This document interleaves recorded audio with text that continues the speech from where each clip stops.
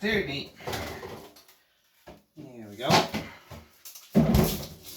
Good evening, everybody. Now, here's one I never thought I'd be doing. No, I'm not doing a cooking stream. Sorry, you're shit out of luck. This is my bolognese, and I'm afraid I'm not going to be able to share it. It's going to go off by then. But of course, you didn't come here to find out about what I'm about to cook, which is a spag bol, as always.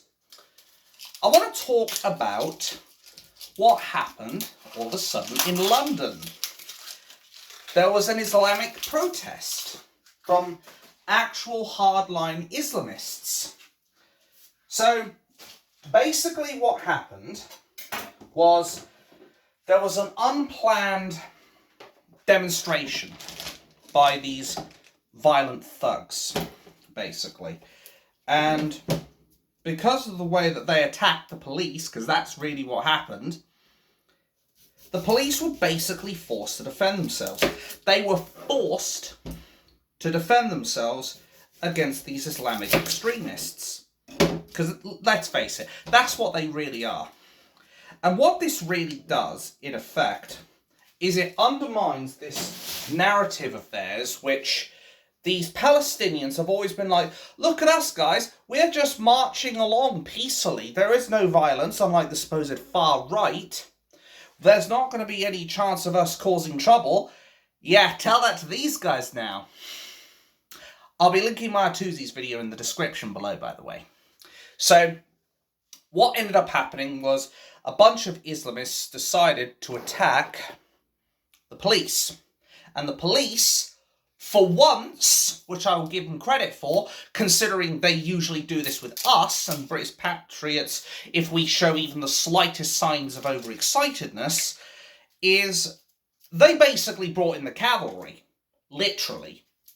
And they ended up going in, like, full on with these guys. Fully robust policing. About bloody time. Now, I wonder if they can stand up to these onions. Anyway, I'm very glad that for once these Islamists are getting treated to the same contempt that we received from the British police. Though, unlike us, this time it's fully justified because of the fact that they decided to attack law enforcement.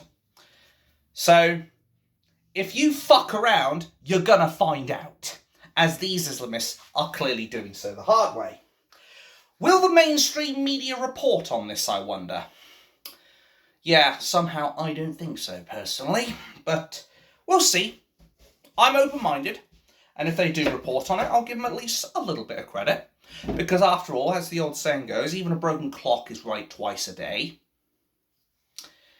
But I'm not very optimistic with the mainstream media, obviously. Everyone should know my current stance on that. But at the end of the day, who knows? But it's about time something happened to these scumbags who are basically causing nothing but trouble here in the UK, who want nothing other than a Sharia law state in the UK, and of course for us to, much like Ireland and Norway, recognise a Palestine state. And I already have said I will never recognise a Palestine state. I will recognise it when the last of my breath leaves my lungs. Because at the end of the day, I know damn well that a Palestine state will be nothing but bad news. It will be nothing but gays and homosexuals getting stoned to death. Nothing but strict curfews and shit.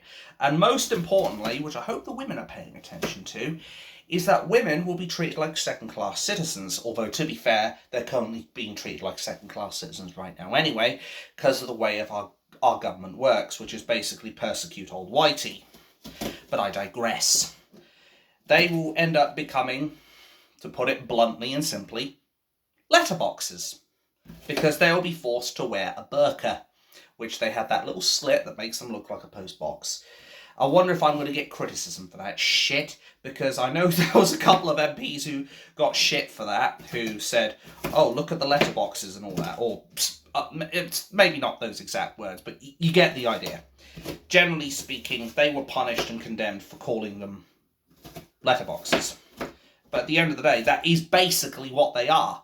And these burqas, frankly should be banned in our country because of the simple fact that they are much akin to wearing a motorcycle helmet in a bank. In a bank, if you had a motorcycle helmet on, you'd be told to take it off. Same should apply for a burqa. But of course, Islam gets offended when they're told to remove their burqas because they believe they should receive special treatment. I mean, we've already seen that classic case as far as schools are concerned where a Muslim pupil wanted the school to bend its rules to her.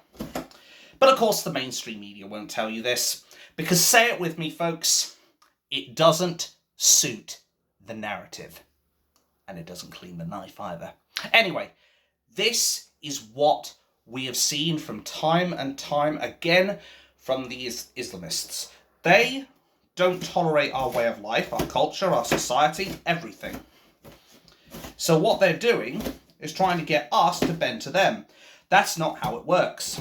If you were to go around a friend's house, you would be expected to follow his rules and his code of conduct and what have you. If he told you to take your fucking shoes off, you take your fucking shoes off, basically. Likewise, if I went round my mum's house, I would respect whatever wishes my mum would have of me. And that's not because I was raised to respect my parents, because obviously that's just standard. It's just a matter of basic common decency, something that Islam tends to struggle quite heavily with. But, as said, the mainstream media is not going to tell you that. They're not going to tell you that basically they are intolerant of our beliefs, of our culture and our society. They're not going to tell you that, because that would undermine what the government is trying to do, namely replace us through mass immigration, the Kalergi project and all that. But now I'm just drivelling on, I suspect. I mainly made this specifically to showcase the point that the police are at least doing some of that same robust shit that they did to us by bringing in the horse policemen on them. And as said, quite rightly this time. I'm only concerned about the bloody horses, because obviously the horses are not... How do I put this? In the bin, that's how you do it. Anyway, how do I put this? The horses aren't trying to tell you how to conduct yourself. They're just horses. They can't tell us what to do. They can try and kick us at times if we mistreat them, but they're not the ones who are actually enforcing the law. But I'm worried that with these Islamists, one day, I'm worried those horses are going to get hurt, maybe even killed. And obviously, I'm never going to advocate for that shit, because that is not what this is about. What this is about is showcasing the two-tier policing, though in this case, it's actually, for once, not two-tier, ironically. But it's also about showcasing what these Islamists of this 5th century death cult will do. So I think I've showcased that well enough. Now, if you'll excuse me, I've got a bolognese to prepare. I've got some mushrooms to prepare as well, then obviously my mince and all that shit, and I'm going to have myself a fucking good meal. And in the meantime, the plans have been set, as said in the last video, which I'll be uploading, that effectively I'm meeting a group of people and going to be heading down for the 1st of June to Victoria Station. Hopefully be there for the start of it. And we can showcase to the world exactly what kind of policing we're dealing with.